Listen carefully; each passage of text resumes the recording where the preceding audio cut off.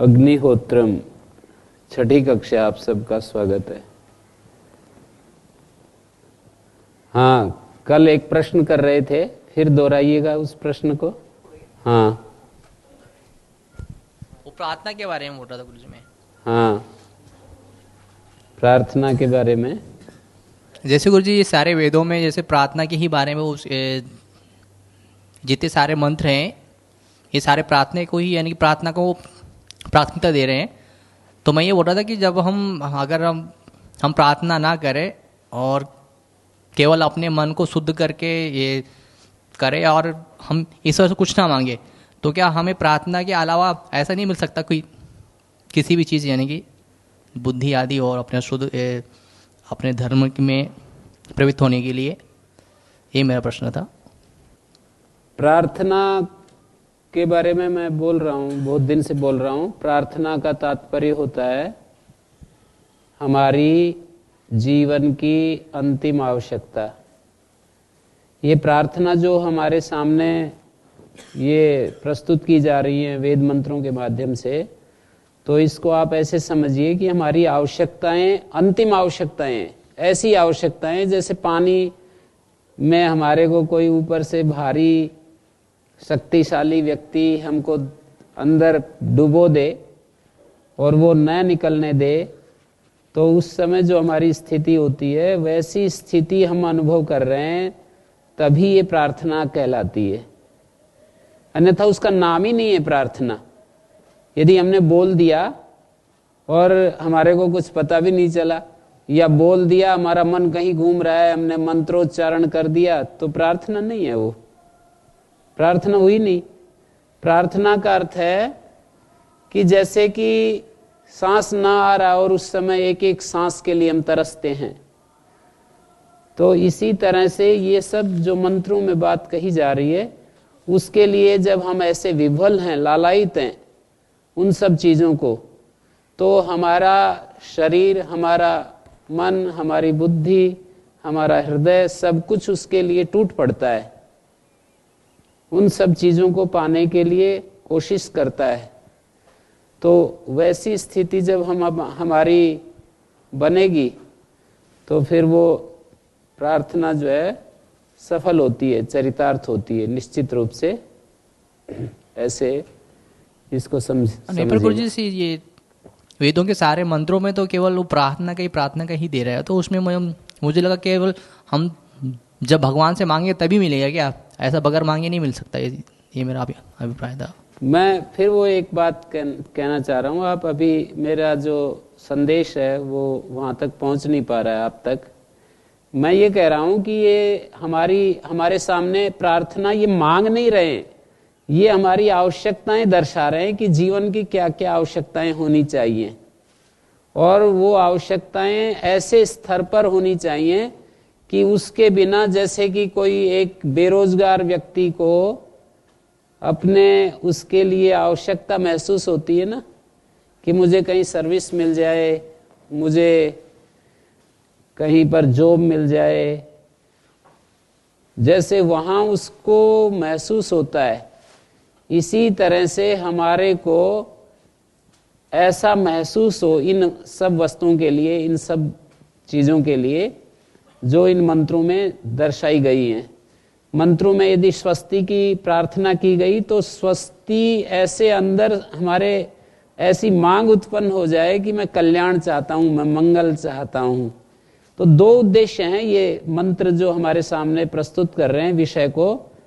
एक तो हमारी प्रायोरिटीज फिक्स करना चाहते हैं कि हमारे जीवन की प्रायोरिटीज ऐसी ऐसी होनी चाहिए। इन प्रार्थनाओं के माध्यम से हमको ये संदेश दे रहे हैं कि जीवन की जैसे हमारे को प्राथमिकताएं होती हैं, वो हम तो इतनी जानते हैं कि हमें वस्त्र मिल जाए, हमें रोटी मिल जाए। जैसे आप प्रधानमंत्री जी को जो आप मांगते हैं, वो क्या मांगते हैं कि हमें जॉब मिल जाए। जैसे वोट के समय वो आपसे यूं कहें कि आप मांगिए, क्या मांगना चाहते हो, तो आप मानी जनता ये कहेगी कि हमारे को भौतिक रूप से कोई असुविधा नहीं होनी चाहिए, हमारे जीवन में आर्थिक अभाव नहीं होना चाहिए और अन्याय नहीं होना चाहिए। दो चीजें मांगेंगे, माने किसी प्रकार का जो एक अन्याय होता है और जो लूट खसोट होती है, गुड गवर्नेंस जैसे वो बोलते रहते हैं मोदी जी, तो एक तो वो आप ये कहेंगे कि एक तो ये होना चाहिए और एक आर्थिक दृष्टि से हमारे को अभाव नहीं होना चाहिए। पर वेद जो है इसको भी रख रहे हैं, इसको हटा नहीं रहे हैं प्रार्थना में, पर इसके अलावा भी कह रहे हैं जैसे शांति होनी चाहिए और हमारे जीवन में मंगल होना चाहिए, ज्ञान होना चाहिए, सद्बुद्धि होनी चाहिए। ऐसे ऐसे जो हमारे सामने संदेश रख रहे हैं, वैदिक ऋषि हमारे सामने ये प्रकट कर रहे हैं कि हमारे जीवन की प्राथमिकताएं क्या क्या क्या हों और हमें उन पर फोकस करना चाहिए, ध्यान देना चाहिए। वो ध्यान दिला रहे हैं। हमारा ध्यान है नहीं उधर, तो हमारा ध्यान दिलाते हैं। जैसे कि हम रास्ते में चल रहे हों तो आपको कोई अच्छा पक्षी दिखाई दे जाए, आपके साथी का ध्यान ना हो, तो आप ये कहते हो कि देखो उधर कितना अच्छा पक्षी है, तो वो भी ध्यान देता है और वो देख लेता है उस सुंदर पक्षी को। तो इसी तरह से ये जितने भी लिखित पुस्तकें होती हैं या प्रवचन होते हैं, गुरु आचार्य या शास्त्र जो कुछ कहते हैं, वो हमारा ध्यान दिलाते हैं। तो ध्यान दिलाना एक बहुत बड़ी बात होती है। बहुत सारी चीजों में मैं इसको अनुभव करता हूं, कितनी सारी चीजों में गुरु आचार्यों ने हमारा ध्यान दिलाया, कितनी सारी चीजों में शास्त्रकारों ने हमारा ध्यान दिलाया, कितनी सारी चीजों में परस्पर संवाद में हमारा ध्यान दिलाया गया है और हमारा ध्यान देने से अंदर एक प्रकाश हो गया और हमारे अंदर ऐसा महसूस हुआ कि आह कितना अच्छा है। तो ये ध्यान दिला रहे हैं हमारा कि हमारे को जैसे अग्ने नय सुपथाराये अस्मान, हे अग्निदेव हमें सुपथ से ले चलो। वैदिक ऋषि कह रहे हैं सुपथ से चलना चाहिए हमको, हमारे जीवन की ये प्राथमिकता होनी चाहिए। वो हम ऐसे सोच रहे हैं कि ये मंत्र बोल दिया तो ये क्या बोलते हैं कि पूरा हो जाएगा, ऐसा नहीं कह रहे हैं। वो ये कह रहे हैं कि हमारी आवश्यकताएं प्रकाश की होनी चाहिए, सुपथ की होनी चाहिए। दुरित को दूर कर दो, तो इस ऐसे बोलने से दुरित दूर नहीं, हमारी आवश्यकता होगी तब दुरित दूर होगा। सुपथ की हमारी आवश्यकता होगी तो सुपथ से चलेंगे, और हमारी आवश्यकता होगी कि मैं दुरित से, कुटिलता युक्त पापाचरण से मैं हटूं, मेरे को हटा दो, ऐसे बोल रहे हैं ना। तो उसका अर्थ ये है कि मेरी ये आंतरिक आवश्यकता होनी चाहिए कि मैं कुटिलता युक्त पापाचरण से ऊपर उठ जाऊं, हट जाऊं, दूर हट जाऊं।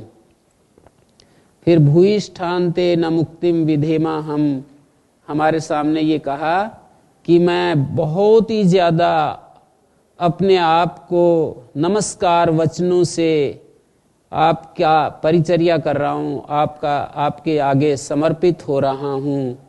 तो ये जो बोल रहे हैं ना, हमारा ध्यान उस तरफ दिलाया जा रहा है कि हमें जीवन को किस तरह से गढ़ना चाहिए, किस तरह से हमें अपने जीवन को निर्मित करना चाहिए। तो चाहे स्तुति है, और आप कहें कि ये इतना गीत क्यों गा रहे हैं, स्तुति, प्रार्थना, उपासना, इसलिए कि वो अत्यंत सूक्ष्म विषय है और एक तरह से नहीं, दूसरे तरह से नहीं, तीसरी तरह से, और जो बहुत ही ज्यादा महिमा गाई जाती है ना। आप ये कहोगे कि ये टीवी पर इतना एडवर्टाइजमेंट क्यों कर रहे हैं, वो एक बार देख लिया हमने, तो ये बार बार क्यों इतना वो कर रहे हैं।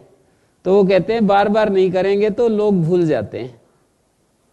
तो यदि हमारे को परमात्मा में स्थिति हो गई, फिर थोड़ी हम ये प्रार्थना, स्तुति, उपासना, स्थिति का अर्थ तो उपासना हो गया, पर ये स्तुति और प्रार्थना जो है, यदि हम परमात्मा में स्थिर ही हो गए, ठहर ही गए, बिल्कुल जम ही गए, वहां सुप्रतिष्ठ हो गए, तो फिर ये मंत्र थोड़ी बोले जाते हैं। अभी मन सुप्रतिष्ठ नहीं हुए हैं, हम उसमें स्थिर नहीं हुए हैं, इसलिए ये बार बार हम अपने मन को तैयार करते हैं, उसके गुणगान गा करके, उसकी महिमा गान करके अपने आप को उस दिशा में आगे बढ़ाना चाहते हैं, ऐसे समझिएगा। तो अगला मंत्र मैं ले रहा हूं, स्वस्ति वाचन के जो मंत्र चल रहे हैं, ये देवानाम यज्ञिया यज्ञियानाम मनोर्यजत्रा अमृता ऋतज्ञः तेनो रासंताम उरुगाय मध्य यूयम पात स्वस्ति भी सदा न। ये मंत्र हम कल देख रहे थे। तो अंत में यहाँ पर कहा कि आप लोग, ए विद्वानों, आप लोग हमें जो है कल्याण कारक जो उपाय हैं, कल्याण शक्तियां हैं, उनसे रक्षा करो। तो आप जब ये प्रार्थना पढ़ेंगे कि हम ये कह रहे हैं कि हे प्रज्ञावान पुरुषों, हे दिव्यमान वो, आप लोग हमें स्वस्तियों के द्वारा, कल्याणकारक उपायों के द्वारा हमारी रक्षा करो। तो स्वस्ति ये देवानाम यज्ञिया, यज्ञीय देव, पूजनीय जो दिव्य मानव हैं, उनके मध्य में भी जो पूजनीय हैं, मनोयजत्रा, मनुष्य मात्र के जो पूज्य हैं, यहाँ पर मनोयजत्रा कहा, मनुष्य मात्र के जो पूज्य हैं और संगतिकरण के योग्य हैं, इसलिए यजत्र का अर्थ होता है संगति करने के योग्य। मनोर यजत्रा, यहाँ मनो शब्द का षष्ठी में रूप है, मनुष्य मात्र के जो यजनीय हैं, पूजनीय हैं, अमृता ऋतज्ञा, जीवन मुक्त हैं, ऋतज्ञ हैं, सत्य को जानने वाले हैं। कितने ये शब्द जो हैं, जैसे मैं भी पढ़ रहा हूँ, आप भी पढ़ रहे हो, पर वो अंतर है, संकेत ग्रह का अंतर हो रहा है। नहीं गुरुजी, जैसे हम पढ़ते हैं तो ठीक है, मतलब उस समय बहुत अच्छा लगता है, अर्थ पढ़ते हैं, स्वाध्याय अलग से करते हैं। जैसे हम प्रार्थना बैठ के जपा प्रार्थना बहुत ही जोर से प्रभाव करती है जब हम एकांत में बैठते हैं ना, एकांत में बैठते हैं ना, उस हाँ, मतलब तो फिर हम कहते हैं ना धीरे से, वो तो ध्यान के समय हो गया, मतलब मैं कह रही हूँ उतना धीरे से बोलने से भी अच्छा लगता है वैसे, पर मैं जैसे यज्ञादि करते हैं ना समूह में, ऐसे समूह में उतना नहीं हो पाएगा, समूह में नहीं हो पाएगा।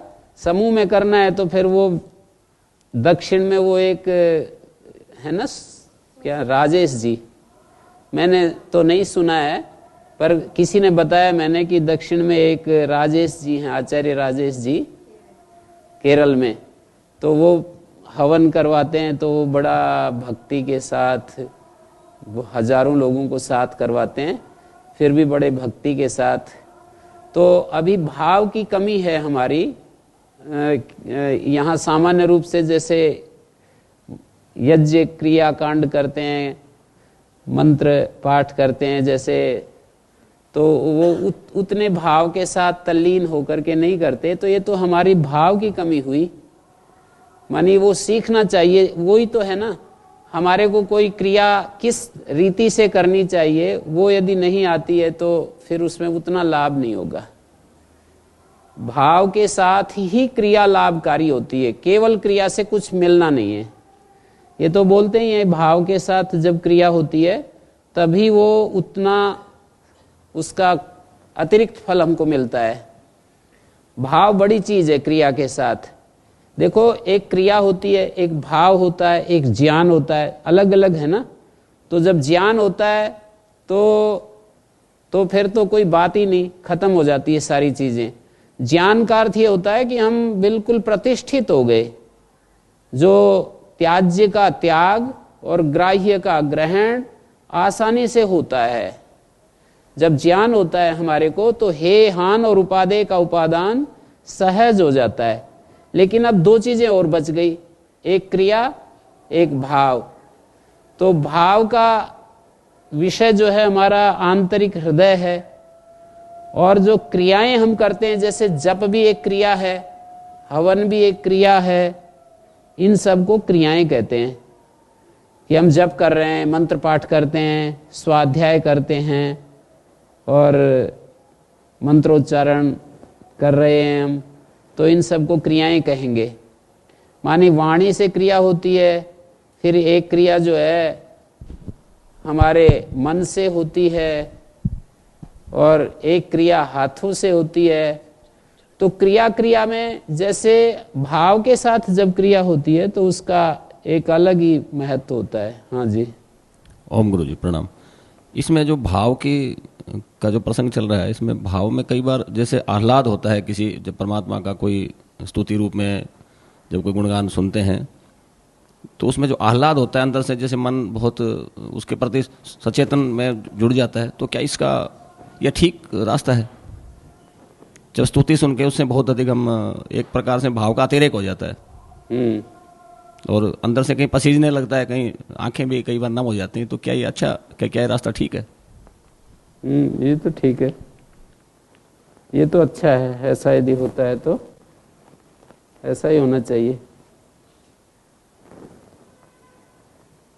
तो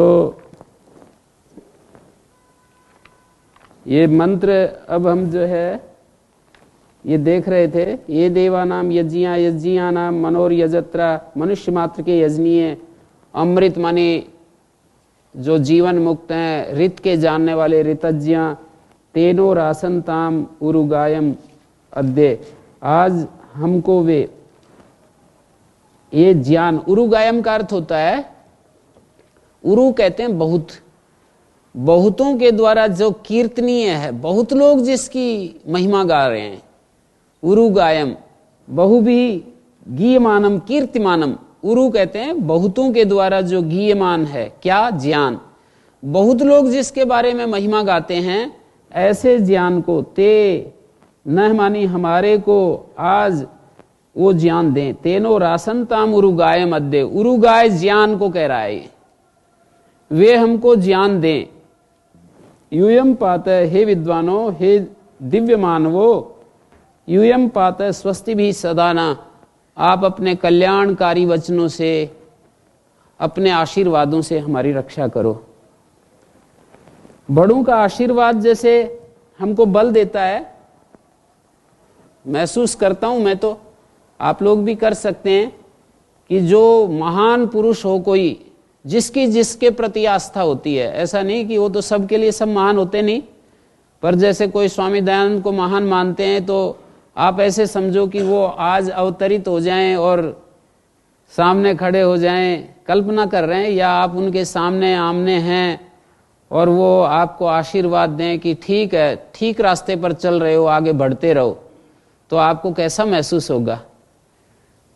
ऐसे ही जिसकी जिसके प्रति श्रद्धा है, मानी उसको वो पूज्य और सम्मान की नज़र से देखता है, तो उसका समर्थन हमारे लिए बहुत बड़ी चीज़ होती है। वो हमको यदि समर्थन देता है कि तुम सही रास्ते पर चल रहे हो, आगे बढ़ते रहो, तो इतना बात बहुत बहुत बड़ी बात होती है। जैसे कि हम किसी जंगल में जा रहे हों और वहाँ हमें अब हमारा जो अभीष्ट है वो इधर उधर, हमें थोड़ा संशय लगता है कि पता नहीं तू राइट डायरेक्शन में चल रहा है या नहीं चल रहा है। कोई व्यक्ति मिलता है और वो कहता है कि हाँ बस इधर ही आगे बढ़ते जाओ, तो ऐसे हमारे को उसका जो मदद है उस समय कितनी बड़ी होती है, आप कल्पना कर सकते हैं कैसा उस समय हमारे को महसूस होगा। तो इसी तरह से ये जीवन का पथ भी है। हम जीवन के इस रास्ते पर चलते हुए जो हमें सपोर्ट मिलती है, अनुमोदन मिलता है, सहयोग मिलता है, उससे हमारा उत्साह बढ़ता है और हम आगे बढ़ते बढ़ते चले जाते हैं, पहुंच जाते हैं। तो ये मंत्र हो गया एभ्यो माता, ये 10वें मंडल के 63वें सूक्त का तीसरा मंत्र है। अलग अलग जगह से ये मंत्र इकट्ठे किए गए हैं। येभ्यो माता मधुमत पिन्वतो पिन्वते पयः पीयूषम द्यौरदिति अद्रिबर्हा उक्त शुष्मान वृषभरान स्वप्न सस्तान आदित्यान उमदा स्वस्तये। यहाँ पर जो है स्वप्न सस्तान था, द्वितीय बहुवचन है, उसको स्वप्न सस्ता ऐसा बन गया है, संधि हो रही है व्याकरण के नियम से। दीर्घाद अटी समान पादे आतोटी नित्यम सूत्र लग रहे हैं। स्वप्न सस्तान आदित्यान, यहां भी वही सूत्र लग रहा है। तो इस मंत्र का अर्थ आपके सामने रख रहा हूं। एभ्यो माता मधुमत पिन्वते, हे उपासक, जिनके लिए धरती माता, किनके लिए? एभ्यो माता पृथ्वी माता मधुमत पयः पिन्वते, माधुर्य से युक्त, माधुर्य वाले दूध को सींचती है। मधुमत पया के साथ जोड़ रहा है, पया के साथ समानाधिकरण है। जब मैं बोलता हूं समानाधिकरण तो उसका अर्थ यह होता है कि दो चीजें मिलकर के एक को बता रही हैं। मधुमत और पया ये दोनों एक बात को कह रहे हैं। मधुमत का अर्थ हो गया माधुर्य वाला, क्या है वो? तो पया है। माधुर्य वाला जो पया है उसको सींचती, माता पिन्वते, सींचती है। तो ये पहले चरण का अर्थ हो गया पीयूषम द्यौरदिति अद्रि बरहा। और जो अद्रि बरहा, इसका अर्थ है बढ़े हुए मेघों वाला। अद्रि भी मेघ ही, अद्रि कहते हैं मेघ को, मेघ से बढ़ा हुआ, प्रवृद्ध मेघा, मेघों से आच्छादित। अद्रि बरहा, क्लाउड इन्वेस्टेड। अद्रि बरहा पीयूषम द्यौ अदिति,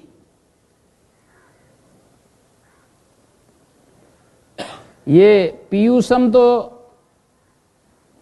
प्रशंसनीय जो बल है उसको पीयूष कहते हैं। और द्यौ अदिति अद्रि बरहा, द्यौ द्युलोक, और आकाश जो असीम आकाश है, और अदिति, अदिति माता, निश्चीम अखंडित जो अदिति है, अपने आप में जो अखंडित है उसको अदिति कहते हैं। उक्त सुष्मान, आगे इनको कहा प्रशंसनीय बल वालों को सुष्म कहते हैं बल को। वृषभरान, वर्षा वाले को वृषभरान कह रहे हैं। वृषभ, वृष्टि निमित्त जो संग्राम, उनको वृष्टि लाने वाले, देने वाले, उनको वृषभरान कह रहे हैं, वृष्टि करने वाले। स्वप्न सस्तान, स्वप्न सस्तान, उत्तम कर्म करने वाले। आदित्यान अनुमदा स्वस्ते, उन आदित्यों की क्रम से स्तुति कर, अनुमदा स्वस्ते, कल्याण के लिए। तो यहां उपासक को संबोधन करके कह रहे हैं अनुमदा, ये जो क्रिया उपासक को संदेश दिया जा रहा है ये परोक्षकृत ऋचा मानी जाएगी, क्योंकि उपासक को संदेश दिया जा रहा है उस गुणों वाले की तो उपासना कर। इसको मध्यम पुरुष देख करके हम ये नहीं कहेंगे कि ये प्रत्यक्ष कृत ऋचा है, क्योंकि हमारे को संदेश दिया जा रहा है कि तुम उसकी स्तुति करो जो ऐसा ऐसा है। तो हे उपासक, परमेश्वर के जो पुत्र के रूप में प्रशंसनीय जो बल वाले हैं, उक्त सुष्मान, उक्त शस्त्र जो होते हैं, स्तुत प्रशंसनीय को उक्त कहते हैं। और उक्त सुष्मान वृषभरान, वर्षा को लाने वाला और उत्तम कर्म करने वाला। उत्तम जो सुअपनसह तान, यहां अपनस है, स्वप्न सस्तान, सु अपनसह, अपनस कर्म को कहते हैं, इक्वेंट हो रहा है स्वप्नसह, स्वप्नसह, सस हो रहा है, संधि हो रही है, और ये आगे तान है, तो तान को ता बन गया संधि नियम से। स्वप्नसह एक पद है, सुअपनसह, तो इसका अर्थ हो गया उत्तम कर्म करने वाले उन देवों की, उसकी दिव्य शक्तियों की, आदित्यान, उन आदित्यों की। हे उपासक, क्या कर? स्तुति कर। अनुमदा का अर्थ है क्रम से स्तुति कर, क्रम से स्तुति कर, किसके लिए कर? स्वस्थ कल्याण के लिए कर। और आगे बात कही, जिनके लिए, किन की स्तुति करवा रहे हैं? उक्त सुष्मान वृषभरान, ये द्वितीय बहुवचन है सारे पद। उक्त सुष्मान वृषभरान स्वप्न सह, ये भी द्वितीय बहुवचन है। ये जो है स्वप्न शब्द होता है, ऐसा होता है, अपना शब्द होता है। तो स्वप्न सह द्वितीय के बहुवचन में इस शब्द का रूप चलाएंगे तो ये बन जाएगा।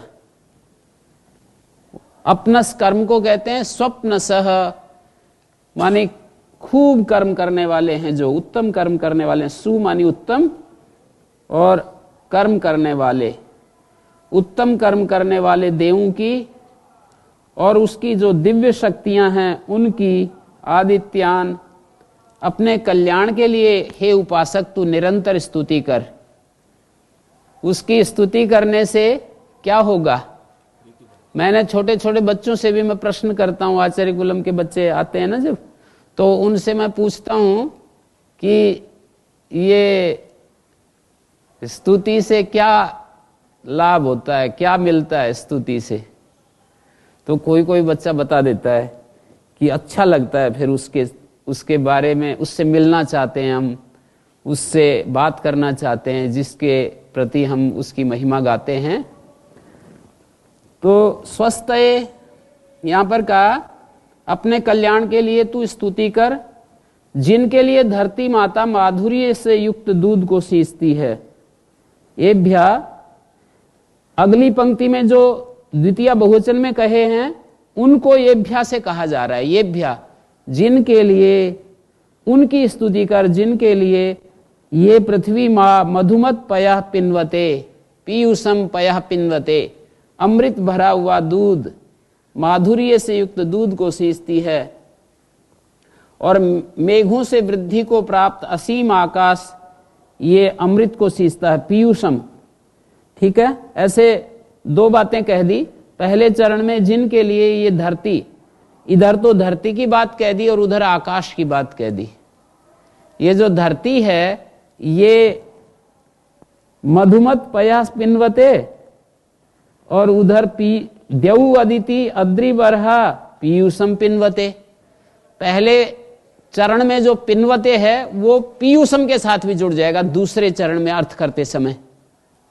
पहले ही मंत्र में एक इस होतारम शब्द से आपने कहा था कि देवों का आहवाता जो है उसको होतारम से संबोधित किया था, और यहाँ जैसे इस उपासक के लिए आपने कहा है कि जैसे दिव्य गुणों से उसको, दिव्य गुणों के प्रति प्रतीति के कारण उसको लक्षित किया है।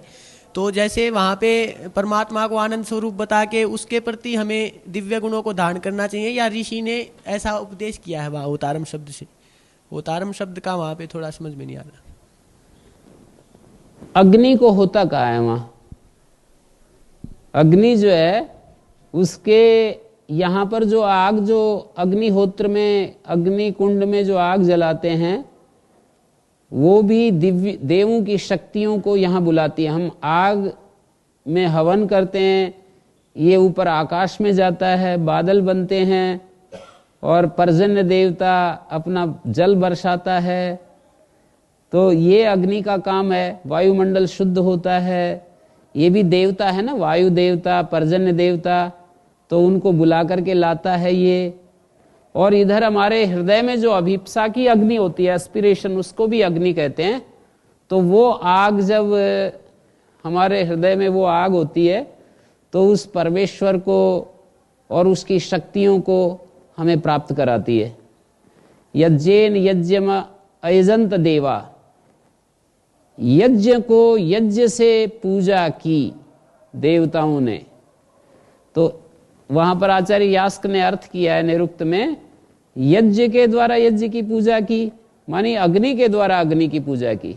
यज्ञ का अर्थ अग्नि किया और अग्नि के द्वारा अग्नि की पूजा की, मानी हमारे हृदय में जो स्पार्क है, भगवान की दिव्यता का जो स्पार्क है वो अग्नि हो गया एक, और परमात्मा अग्नि हो गया दूसरा। तो हमारे हृदय में जो अग्नि के रूप में जो एक चिंगारी है, उस हृदय की चिंगारी से हम उस दिव्य अग्नि की पूजा करते हैं। हमारे वाला जो स्पार्क है उससे उस अग्नि की पूजा करते हैं, तो यहाँ अग्नि होता हो जाता है। हमारी जो अभिप्सा है उसके अनुसार, अभिप्सा भी वैसा ही शब्द है, जो प्रार्थना शब्द है ना वैसा ही शब्द अभिप्सा। अंग्रेजी वाले जानते हैं, अंग्रेजी में एक शब्द डिजायर होता है, एक एस्पिरेशन बोलते हैं। तो डिजायर और एस्पिरेशन में भी बहुत ही ज्यादा अंतर है। मानी इच्छाएं आती हैं जाती हैं, उसका कुछ वो नहीं है, वैल्यू नहीं है। एस्पिरेशन ऐसी इच्छा को कह रहा है सब तरफ से हम उसके लिए एकाग्र हो गए उसको पाने के लिए। तो गुरुजी जैसे यहाँ पे अपने हृदय रूपी अभिप्सा से परमात्मा रूपी अग्नि की आनंद रूप से आत्म शांत करने का उपदेश किया गया है यहाँ पे। जी जी, तो वहां पर होता, अग्नि को होता कहा है। तो इसको आपने देखा, जिन एभ्या माता पृथ्वी माता मधुमत पया, अन्न फल शाक वनस्पति जो मधुर रस है, पया, पया का अर्थ जल भी होता है, पया का अर्थ रस भी होता है, पया का अर्थ दूध भी होता है।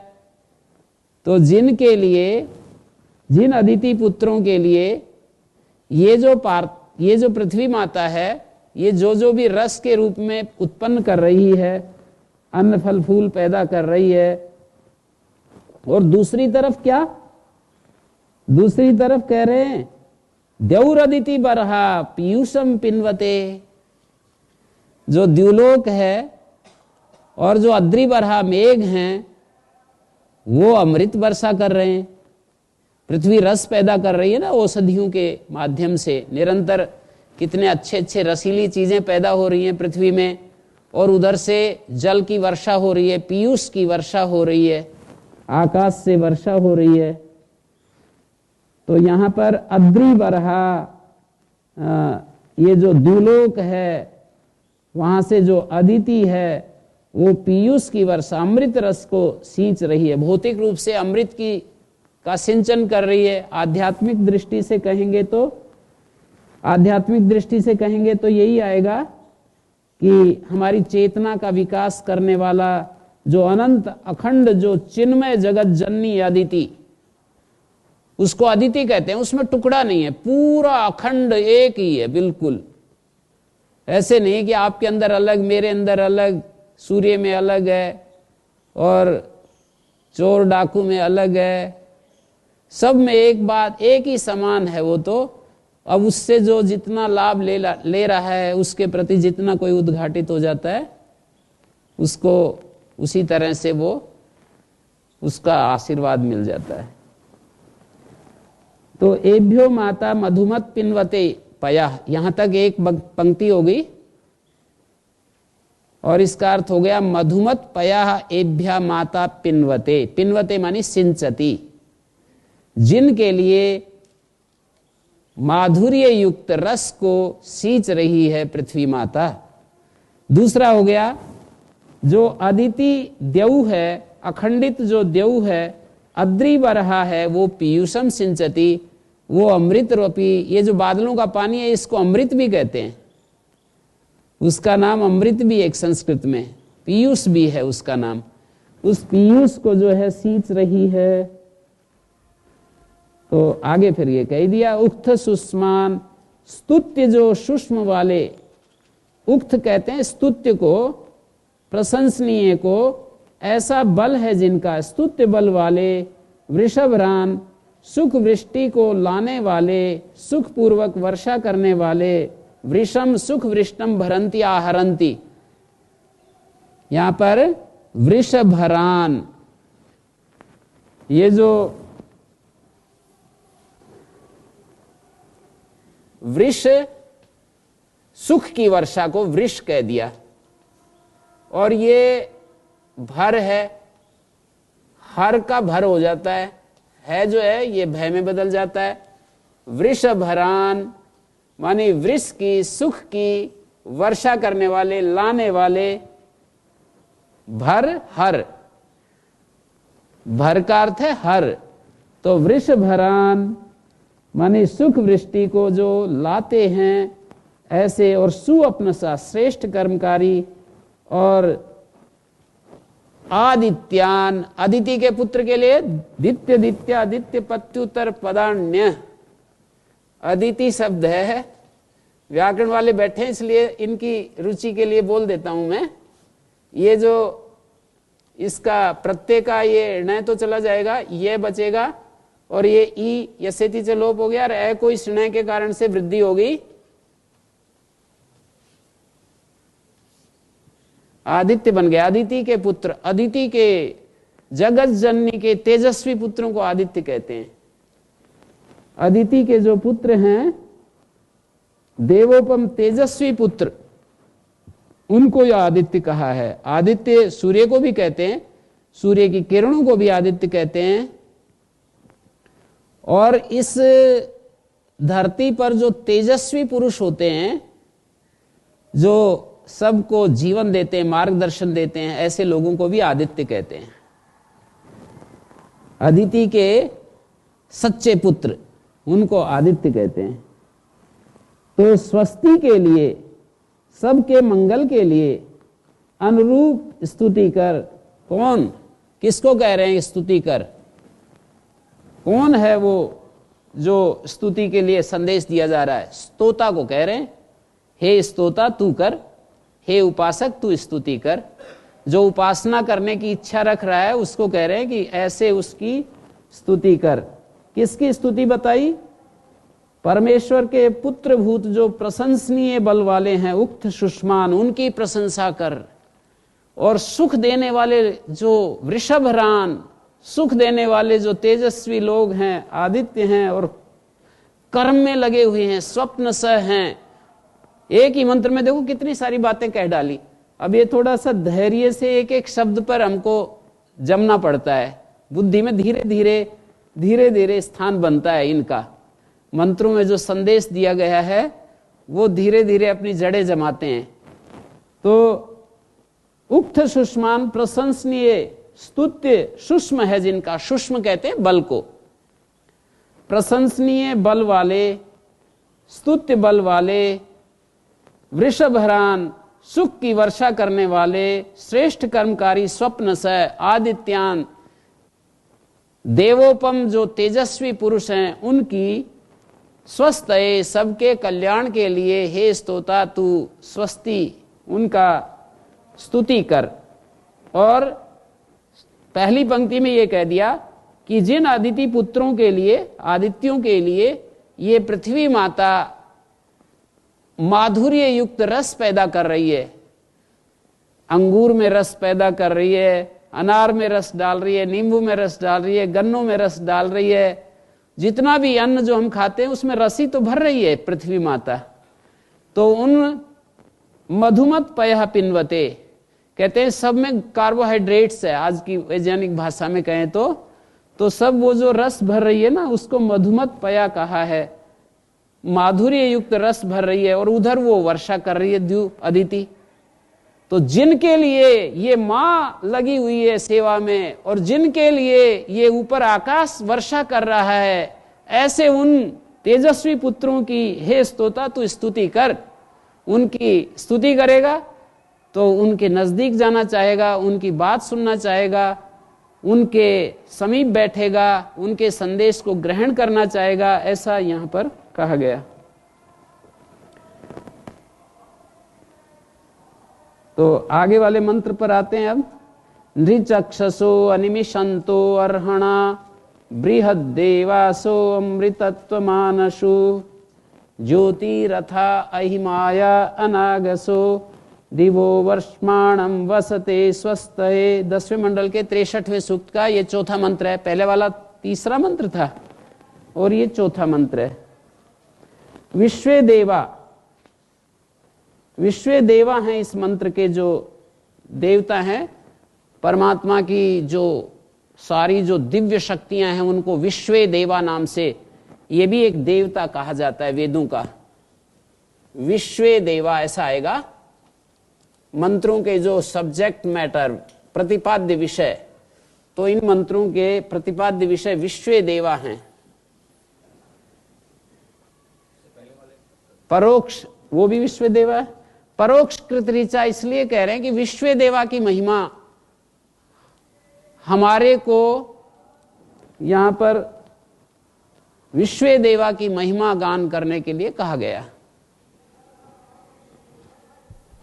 गुरुजी, हाँ जी, विश्व देवा मतलब जो तेजस्वी लोग होते हैं उनकी स्तुति करने को कहा है। विश्व देवा परमात्मा के जो तेजस्वी लोग हैं वो भी हैं, और यहाँ तो ऐसा ही लग रहा है उक्त सुष्मान आदित्यान ऐसा कह रहे हैं, जो दिव्य पुरुष हैं, जो तेजस्वी पुरुष हैं, उनको यहाँ पर विश्व देवा से भौतिक शक्तियां भी हो सकती हैं, सूर्य की किरणें, बादल, पार्थिव जगत में जो शक्ति काम कर रही है वो सब भी विश्व देवा के अंतर्गत आते हैं। तो नृचक्षसो अनिमेषंतो अर्हणा बृहद देवास, देखिए नृचक्षस का अर्थ होता है मनुष्यों पर दया दृष्टि वाले को नृचक्षसा कहते हैं। मनुष्यों पर जो कृपा दृष्टि रखने वाले हैं वो नृचक्षसा हैं। चक्षस मानी देखने वाले, नृ मानी मनुष्यों को देखने वाले, मनुष्यों की निगरानी रखने वाले। अनिमिषंता का अर्थ होता है पलक न झपकने वाले। देवता पलक नहीं झपकते, ऐसा हम सुनते हैं। छोटे बच्चे भी पलक नहीं झपकते, जो छोटे बच्चे होते हैं बेबी, वो भी पलक नहीं झपकते, और देवता भी पलक नहीं झपकते हैं। तो अनिमिषंता और अर्हणा का अर्थ भी वही है, पूजनीय। पलक न झपकने वाले उनको कहते हैं जो प्रमाद रहित हैं, पलक नहीं झपकते। जैसे ही हम ऐसे हो जाते हैं तो एकदम हमारा अस्तित्व पूरा स्थिर हो जाता है और प्रमाद के लिए कोई स्थान ही नहीं होता है। तो अनिमिषंता अर्हणा मानी पूजनीय। बृहद देवासो अमृतत्व मानसु, देवासे का अर्थ होगा देवों ने बृहत अमृतत्व मानसु, महान अमरत्व को प्राप्त कर लिया। पहली पंक्ति का अर्थ पूरा हो गया। किन्होंने प्राप्त कर लिया अमृत तत्व को? तो ये 1 2 3 4 शब्द एक बता रहे हैं, जो नृचक्षसा अनिमेषंता है, पूजनीय अर्हणा है और देवासय हैं। देव शब्द का बहुवचन में देवासय, राम है रामो रामास, ब्राह्मण है ब्राह्मणो ब्राह्मणास है, तो देव है देवौ देवास है। पूजनीय देवोपम जो मानव हैं उन्होंने क्या किया? बृहत अमृतत्व, महान अमृतत्व को, जीवन मुक्त पद को। कितना सुंदर, सुनने में भी कितना अच्छा लगता है कि जीवन मुक्त पद को उन्होंने प्राप्त कर लिया। अब दूसरी पंक्ति पर आ जाओ। ज्योति रथा इमाया नागसो दिवो वर्षमाणम वसते स्वस्थये। ज्योति रथा का अर्थ है ज्योति, अध्यात्म प्रकाश है, रथ जिनका, ज्योति रथ पर आरूढ़ हुए, जैसे कोई ज्ञानवान पुरुष होंगे। ज्योति रथा, ज्योति मानी अध्यात्म प्रकाश ही रथ है जिनका, अध्यात्म प्रकाश पर आरूढ़ जो लोग हैं। अहिमाया, अप्रतिहत प्रज्ञा वाले। माया कहते हैं, वेद में माया का अर्थ प्रज्ञा होता है, तो अहिमाया शब्द का अर्थ हो गया जिनकी प्रज्ञा रुकती नहीं, अहि बाधित नहीं होती। न हन्यते इति अहि, उनकी प्रज्ञा को कोई रोक नहीं सकता। अप्रतिहत योगी का अर्थ है ना अहि। अहि जब वहां पर गतिशील को भी कहते हैं अहि, मेघ को भी कहते हैं अहि, और अहि माने अप्रतिहत गति वाले, जिनकी गति जो है रुकती नहीं है। अहिंसित निर्माण शक्तियों वाले अहिमाया, माया निर्माण शक्ति को कहते हैं, और अहि मानी अहिंसित, जिसकी शक्तियों को रोका नहीं जा सकता है, ऐसे अहिमाया। और अगला शब्द है अनागसा। कितना सुंदर शब्द है अनागसा। अदिति मां के अनागस शिशु, पाप मुक्त शिशु। अनागसा का अर्थ है निष्पाप जो दिव्य मानव हैं, स्वस्थये, कल्याण के लिए, जगत कल्याण के लिए, जागतिक कल्याण वृष्टि करने के लिए दिवा वर्षमाणम वसते, प्रकाशमय लोक के उच्च शिखर पर वास करते हैं। कितना अद्भुत विशेषण दे रहे हैं। कहते हैं अहिमाया अनागसा दिवह वर्षमाणम, प्रकाश में लोक का जो वर्षम है, उच्च शिखर है, मानी ज्ञान के उच्च शिखर पर रहते हैं वो। वसते का अर्थ है यहां पर अधिवसंती, निवसंती। तो अहिमाया, अनागस, ज्योतिरथ, सारे शब्द एक से एक महिमाशाली शब्द प्रयोग हुए हैं। अध्यात्म प्रकाश पर जो आरूढ़ हैं, अप्रतिहत प्रज्ञा, व्यापक प्रज्ञा वाले हैं। अहि का अर्थ अव्याप्तो धातु है, उससे बनाएंगे तो अर्थ निकलेगा व्यापक प्रज्ञा वाले। और अहि का अर्थ हन धातु से निषेध करके अ लगा करके बनाएंगे, हन धातु से तो अहि हो जाएगा, जिसको रोका नहीं जा सकता। अप्रतिहत, हन धातु डी प्रत्यय हो गया, ऐसे हो रहा है। अ उपपद हो गया, हन धातु डी प्रत्यय हो गया, तो है अन हट गया, बन गया अहि। इस तरह से तो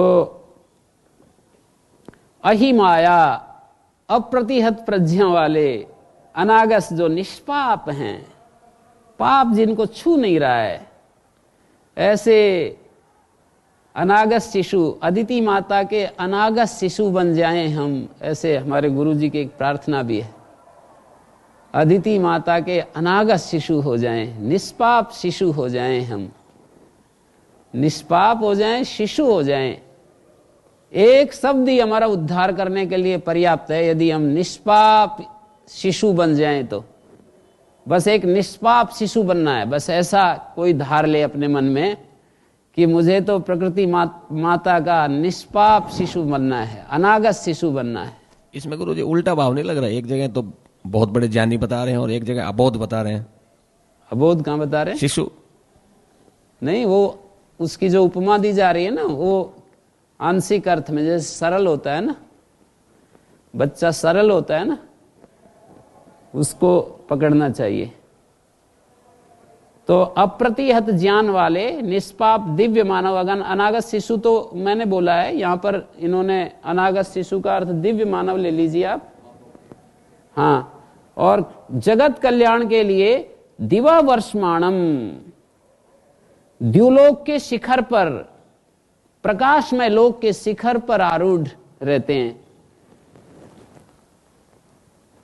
सम्राजो ये सुवृद्धो यज्ञमाययु अपरिभृतादधिरे दिविक्षयम् ता आविवास नमसा सुवृक्तिभिर्महो आदित्यान अदितिन स्वस्तये। सम्राजो ये सुवृद्धो, ये मानी जो सुवृद्धा हैं। सुवृद्धा वो होते हैं ज्ञान और अनुभव में अच्छी तरह से वृद्धि को प्राप्त है, दूसरों को वृद्धि प्राप्त करा रहे हैं, उनको सुवृद्धा कहते हैं। ज्ञान में भी एक ज्ञान होता है जो हम दूसरों से प्राप्त करते हैं, एक ज्ञान होता है जो हमारे अनुभव में आ जाता है। तो सम्राजो ये सुवृद्धो यज्ञमाययु, ज्ञान और अनुभव में अच्छी तरह से वृद्धि को प्राप्त है, और अन्यान अपि वर्धयन्त, सुवृद्ध। सुवृद्ध शब्द से सुवृद्धा बहुवचनांत है, धकारांत शब्द था, सुवृद्ध, सुवृद्धौ, सुवृद्ध। तो ज्ञान अनुभव में अच्छी तरह से बढ़े हुए, जैसे बड़े किसी महान पुरुष को अपने सामने खड़े करके देखो कि भाई ये कैसे ज्ञान में अनुभव में बढ़ा हुआ है, तो उसको सुवृद्धा कहेंगे। सम्राज, सम्यक राजमाना, दीप्यमाना, तेजस्वी पुरुषाः, ये सम्राज कहलाएंगे। सम्राट, सम्राजौ, सम्राज, तेजस्वी पुरुष। यज्ञम आयु, हमारे साधना यज्ञ में सहाय करने के लिए हमारे समीप में आ रहे हैं। यज्ञम आयु, यज्ञ में पहुंच रहे हैं। कौन पहुंच रहे हैं? सम्राज, सब तरफ से देदीप्यमान जो तेजस्वी पुरुष है और जो बढ़े हुए लोग हैं, सब तरह से आगे बढ़े हुए लोग हैं, वो यज्ञम आयु हमारे इस साधना यज्ञ में। यज्ञ कई प्रकार के होते हैं, सेवा यज्ञ में, साधना यज्ञ में, जीवन यज्ञ में, आयु पहुंच रहे हैं अपरिवृता। ये कैसे हैं सुवृद्धा सम्राजा? तो कहते हैं ये बिल्कुल इनमें कुटिलता नाम मात्र के लिए भी नहीं है, इतने सरल हैं ये, अपरिवृता हैं ये, कौटिल्य रहित हैं।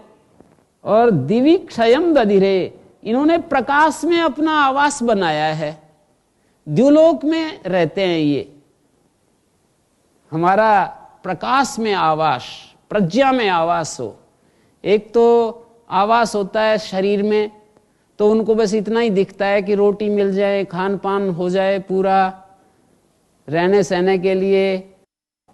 तो सम्राजो ये सुवृद्धो, इसमें कहा दिवि क्षयम दधिरे, द्युलोक में अपना आवास बनाते हैं। कोई लोग शरीर में आवास बनाते हैं, कोई लोग बल में आवास बनाते हैं। स्पोर्ट्समैन जो होते हैं उनका आवास जो है बल में होता है, और प्रॉपर्टी डीलर आदि जो होते हैं उनका आवास धन में होता है। वो जो है धन के उसमें रहते हैं, रात दिन अपना विचार, उनका मनन चिंतन, उनका आवास कहाँ होता है? धन में होता है। इसी तरह से राजनेताओं का आवास रात दिन यही सोचते हैं कि कैसे जो है हमारा सत्ता हमारे हाथ में आएगी। उनका आवास जो है पावर में होता है। पावर अलग होता है, बल अलग होता है। जैसे मैं स्पोर्ट्समैन का नाम लिया और राजनेताओं का नाम लिया, तो राजनेताओं का आवास पावर में होता है, और स्पोर्ट्समैन का जब हम कहेंगे तो वो पावर में नहीं, वो बल में होता है, ऐसे बोलेंगे, शारीरिक बल में होता है। तो ऐसे ही चोर डाकुओं का आवास जो है किसी अन्य चीज में होता है। बस ऐसे ही है, दूसरों का धन कैसे मिले, कैसे योजनाएं बनाते रहते हैं, कुटिल कुटिल चालें चलते रहते हैं कि कैसे कैसे हमारे को क्या कुछ होगा। तो उनका आवास कुछ ऐसे ऐसे होता है। पर ये लोग कैसे हैं? दिवि क्षयम दधिरे, द्युलोक में आवास, ज्ञान में उन्होंने अपना आवास बनाया है। हैं?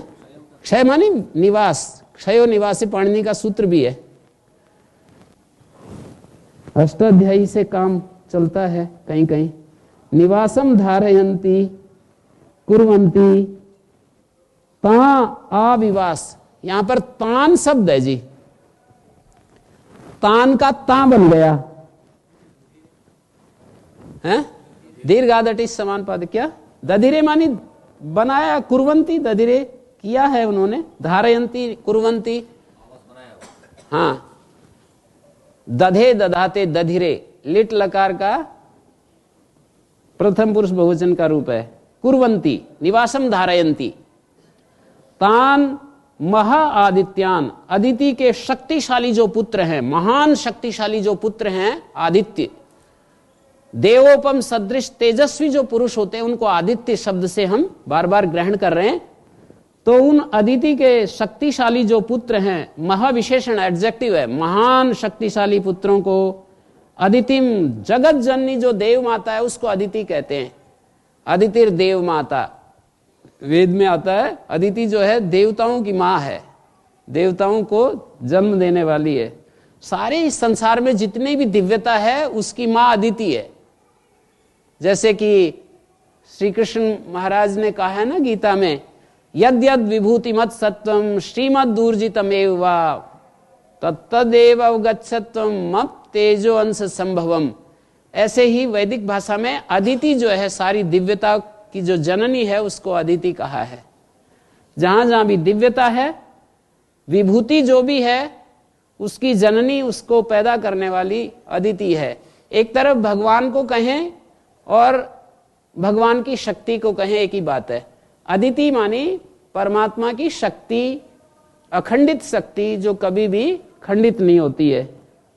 ता आविवास नमसा सुवृत्तिभिर आदित्यान, नमसा प्रणति भाव से, नमस्कार से, समर्पण से, सुवृत्ति भी पूर्ण सुचिता के साथ श्रेष्ठ स्तुतियों से, आविवास उनकी सेवा करो, आविवास परिचरत, जो ऐसे ऐसे हैं ना, सम्राज हैं, सुवृद्ध हैं, हमारे यज्ञ में आ गए हैं, कुटिलता रहित हैं, जिन्होंने द्युलोक में अपना आवास बनाया है, तान उनकी नमस्कार के साथ, और सुवृत्ति भी, सुवृत्ति भी शब्द का अर्थ होता है सुप्रवृत्ता भी स्तुति भी, आचार्य यास्क ने अर्थ किया इसका, सुवृत्ति भी सुप्रवृत्ति स्तुतियों के द्वारा, उत्तम वृत्तानि वर्जितानि वर्ज्यानि याभ्यास, सुवृत्तया माने उत्तम प्रवृत्ति स्तुतियों के द्वारा, माने जिसमें वर्जनीय अंश को हटा दिया है, ऐसी स्तुतियों के द्वारा, नमस्कार के द्वारा और कल्याण के लिए, ऐसे कल्याण के लिए अदितिम आदित्यान स्वस्तये सेवा करो, देव माता जगत जननी की और आदित्यों की तुम सेवा करो। ऐसे सुंदर भावों से युक्त ये मंत्र कितना कितना एक एक शब्द ही महान सौभाग्य देने वाला है। सेवा करो, परिचर्या करो, उनके निकट बैठो। मह आदित्या मह